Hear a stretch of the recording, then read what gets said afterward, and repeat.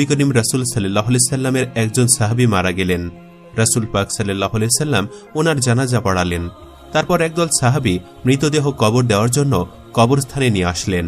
সবার সাথে আমাদের নবী রাসূল সাল্লাল্লাহু আলাইহি সাল্লাম হেঁটে হেঁটে আসলেন। কবরস্থানে এসে দুইজন সাহাবী কবর খুঁড়তে শুরু করলেন। কবরস্থানে উপস্থিত সবাই মৃতদেহকে ঘিরে বসে আছেন।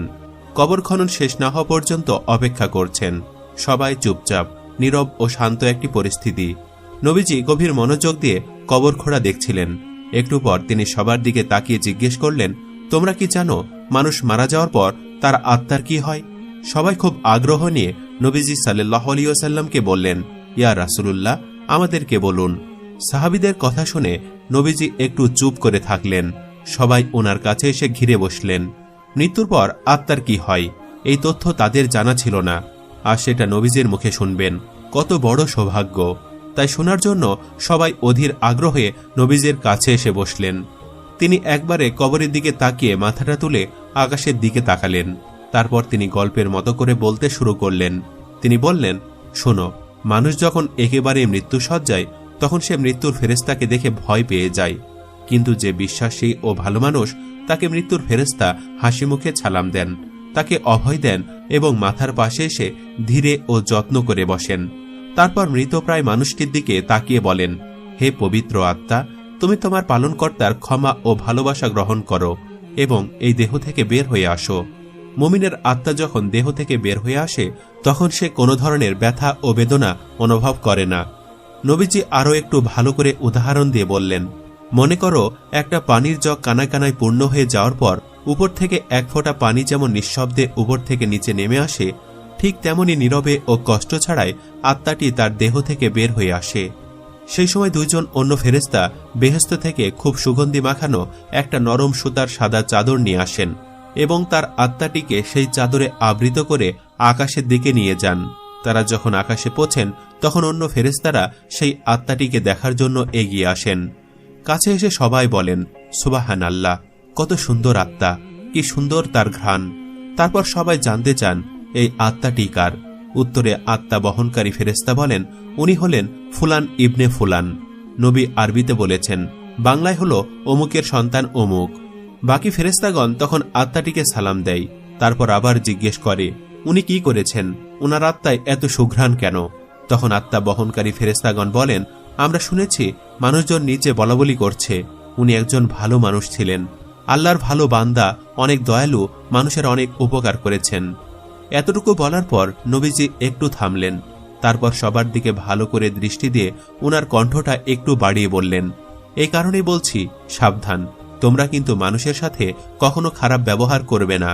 তুমি মারা যাওয়ার পর মানুষ তোমার সম্পর্কে যা যা বলবে এই আত্মা বহনকারী ফেরেশতারাও আকাশে গিয়ে ঠিক একই কথা অন্যদেরকে বলবে। এই কথা বলে তিনি আবার একটু চুপ করলেন এবং কবরটার দিকে দৃষ্টি দিলেন। এরপর আবার বলতে শুরু করলেন, এই সময় মানুষ যখন পৃথিবীতে মৃত দেহকে কবর দেওয়ার জন্য গোসল দিয়ে প্রস্তুত করবে তখন আল্লাহ তাআলা আত্মা বহনকারী ফেরেশতাদেরকে বলবেন, যাও, এখন তোমরা আবার এই আত্মাকে তার শরীরে দিয়ে আসো। মানুষকে আমি মাটি থেকে বানিয়েছি, তাই মাটির দেহেই তার আত্মাকে আবার রেখে আসো। সময় হলে তাকে আমি আবার পুনরায় জীবন দিব। তারপর মৃতদেহকে কবরে রেখে যাওয়ার পর দুইজন ফেরেশতা আসবেন। তাদের নাম মুনকার ও নাকির। তারা মৃতের সৃষ্টিকর্তা তার ধর্ম ও নবী সম্পর্কে জিজ্ঞেস করবেন। মুনকার নাকির চলে যাওয়ার পর আত্মাটি আবার অন্ধকার কবরে একাকী হয়ে যাবে। সে এক ধরনের অজানা আশঙ্কায় অপেক্ষা করবে, কোথায় আছে, কি করবে, এক অনিশ্চয়তা এসে তাকে ঘিরে ধরবে। এমন সময় সে দেখবে খুব সুন্দর একজন তার কবরে তার সাথে দেখা করতে এসেছেন। তাকে দেখার পর আত্মাটি ভীষণ মুগ্ধ হবে। এত মায়াবী ও সুন্দর তার চেহারা সে জীবনে কোনোদিন দেখেনি। তখন আত্মাটি তাকে দেখে জিজ্ঞেস করবে, তুমি কে? সেই লোকটি বলবে, আমি তোমার জন্য অনেক বড় সুসংবাদ নিয়ে এসেছি। তুমি দুনিয়ার পরীক্ষায় উত্তীর্ণ হয়েছ, তোমার জন্য আল্লাহ তাআলা জান্নাতের ব্যবস্থা করেছেন, তুমি কি সেটা একটু দেখতে চাও? আত্মাটি ভীষণ খুশি হয়ে বলবে, অবশ্যই আমি দেখতে চাই, আমাকে একটু জান্নাত দেখাও। লোকটি বলবে, তোমার ডান দিকে তাকাও। আত্মাটি তখন ডানে তাকিয়ে দেখবে কবরের দেয়ালটি সেখানে আর নেই। সেই দেয়ালের দরজা দিয়ে অনেক দূর সুন্দর বেহেশত দেখা যাচ্ছে। বেহেশতের এই রূপ দেখে আত্মাটি অনেক মুগ্ধ হবে ও প্রশান্তি লাভ করবে।